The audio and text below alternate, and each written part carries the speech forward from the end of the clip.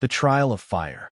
The tribunal chamber of the Zorkon Galactic Empire loomed like a monolith of judgment in the void, suspended in orbit around a crimson dying star.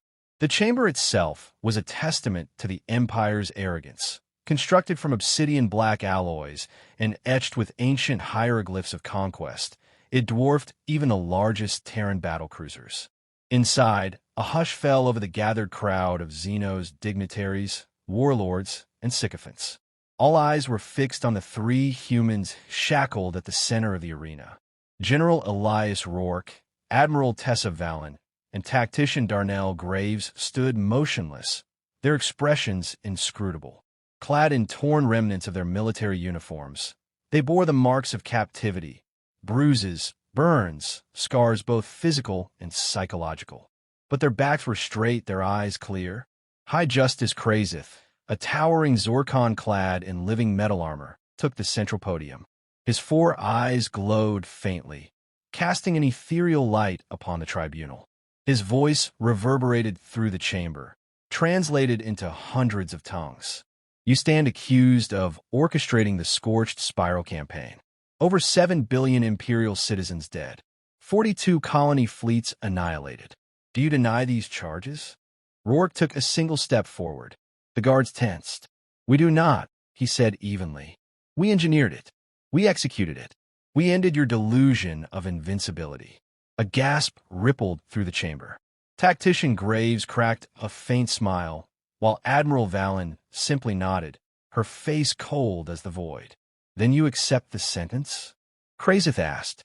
We accept nothing from tyrants, Valen said. Do what you must. The High Justice clicked his mandibles in disgust. By decree of the Imperial Accord, you are to be executed by molecular dissolution at the next solar rise. Your death will be a lesson to your fractured species. The audience erupted in a cacophony of clicks, roars, and ululations. The humans remained silent. As the prisoners were led back to their holding cells, they passed through the Hall of Subjugation. Statues of conquered leaders lined the corridor, frozen in agony or shame. The symbolism was unsubtle. Rourke paused before a statue of Chancellor Ryvek of the Drethi, whose people had vanished after opposing the Empire. They always build statues, Graves muttered. Never learn from them. Valen tapped the back of her collar twice, a barely perceptible motion. Somewhere deep in the station's underbelly, a dormant signal woke.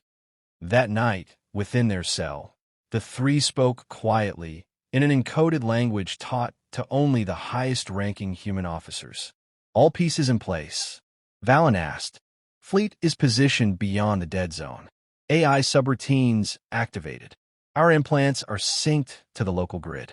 Once the feed goes live, they'll ride the signal straight into the Empire's defense network, Graves replied. Rourke leaned against the wall. Then we wait. Let them sharpen the axe. Valen allowed herself a ghost of a smile. They wanted a spectacle. We'll give them one. Hours later, the execution arena buzzed with anticipation. The chamber had been transformed into a coliseum of dread, with banners of conquered species unfurled beside the Imperial insignia. A massive view screen floated overhead, broadcasting the event live to billions across the galaxy. The humans were marched to the central platform, a raised dais surrounded by concentric rings of energy projectors. Above them, the molecular dissolution array hummed, its containment beams arcing ominously. High Justice Krazith stepped forward. Behold, the architects of Terran defiance. Let this be a warning to all who dream of rebellion. The dissolution array began to descend. Rourke looked up at the camera drone floating above him. He smiled. Did you think we wouldn't plan for this? Instantly, every light in the tribunal flickered. The broadcast feed glitched. A piercing, artificial tone rang out across the system. Then the sky cracked open. Outside the tribunal station, space shimmered as 18 Terran dreadnoughts decloaked. Each one was blacker than the void, covered in kinetic armor and glowing with quantum-laced power cores. Simultaneously, virus-laced pulses shot through the tribunal's data network, hijacking command nodes and broadcasting override codes. Inside the tribunal chamber, the dissolution array sputtered and exploded sending shards of alloy flying. Alarms howled. Guards scrambled. From her wrist, Valen projected a miniature holomap. Infection rate, 86%. AI nodes in control of station defense. Initiate Phase 2. Graves accessed a neural interface. Igniting mental disruption virus in Zorkon leadership. Across the chamber, several alien dignitaries clutched their heads, shrieking. Their hive-linked minds, long considered unhackable, began to fracture. Rourke stepped forward as magnetic locks on his restraints released. The signal had triggered the subdermal overrides planted during capture. "The fire has been answered," he said. Valen turned to Krazith, who stumbled, eyes leaking purple ichor. "Your trial is over," she said coldly. From orbit, the dreadnought Hell's Grasp fired a pinpoint singularity lance. It tore through the tribunal's outer shell and obliterated the Empire's archival cortex. The feed, still live, transmitted the implosion of the chamber across every major channel in the Empire. Billions watched as the humans vanished into drop tunnels and fire consumed the High Justice.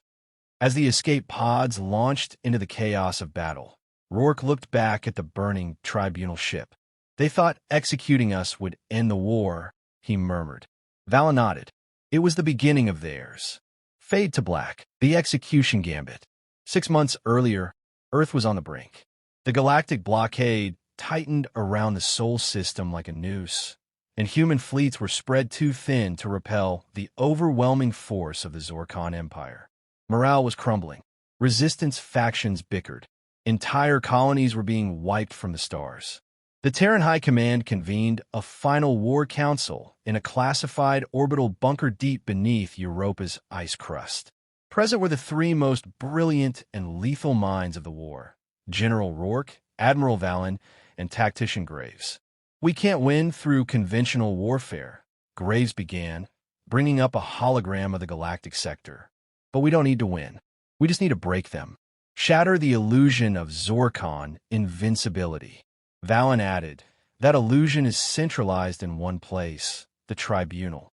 If we can destabilize the imperial chain of command and wipe out the political caste, the outer sectors will implode into rebellion." Rourke stood in silence for a moment, then turned to the others. "So we offer them a gift. Us." Operation Lazarus was born. It would be a gambit unlike anything attempted in galactic history. The 3 would allow themselves to be captured in the Battle of Deimos, staged to look like a final, desperate offensive gone wrong. During their captivity, encoded signals would be transmitted back to Terran Command through their implants. Every step of their imprisonment would be part of a greater symphony of sabotage. Admiral Valen personally arranged for the integration of viral nanotech into their bodies, harmless until activated, then capable of emitting specific psychic frequencies designed to disrupt Zorkon hive-mind coordination. Meanwhile, Earth's remaining dreadnoughts were retrofitted with advanced cloaking technology and equipped with singularity lances and AIs trained to override Imperial protocols. Their lives became the bait. The Empire bit hard. Back in the present, the tribunal chamber burned. From the bridge of the Wraith Ascendant, now holding low orbit around the wreckage, Valen coordinated the Phoenix Protocol. Dozens of Terran stealth carriers began strikes across 9 sectors. Each strike was surgically precise, cutting power to key communications arrays, assassinating local Zorkon governors, and triggering slave world revolts. Human operatives embedded for years activated sleeper agents and resistance networks. Graves monitored the spread of the disruption virus. Contagion has reached critical mass. Entire synaptic chains are breaking. The Zorkon can't hear themselves anymore. Rourke watched the chaos unfold on a tactical map. Let them choke on their silence. The Terran Gambit hadn't just been about military might. It was about narrative. The image of the human generals standing defiant in the face of execution, followed by the destruction of the tribunal, went viral across countless star systems. For the first time in centuries, the galaxy saw the Empire bleed, saw its leaders fall, and saw that humans were not broken. The Empire tried to make martyrs. Instead, it created monsters calculating, vengeful monsters armed with intellect and fury. In the aftermath, several minor species declared independence. Pirate kings, thought to be crushed decades ago, resurfaced. Zorkon's civil authority collapsed across half its territory. Internal purges began. Rumors of a counter-coup spread. On Earth, children watched the footage and chanted the names Rourke, Valen, and Graves. Statues were raised, not in sorrow, but in challenge. Back on the Wraith Ascendant, the three commanders stood before a star chart flickering with the aftershocks of their deception. "We won't get a second shot," Valen warned. "We won't need one," Graves said. Rourke traced his finger across the stars. "Next target, their homeworld. Fade to black."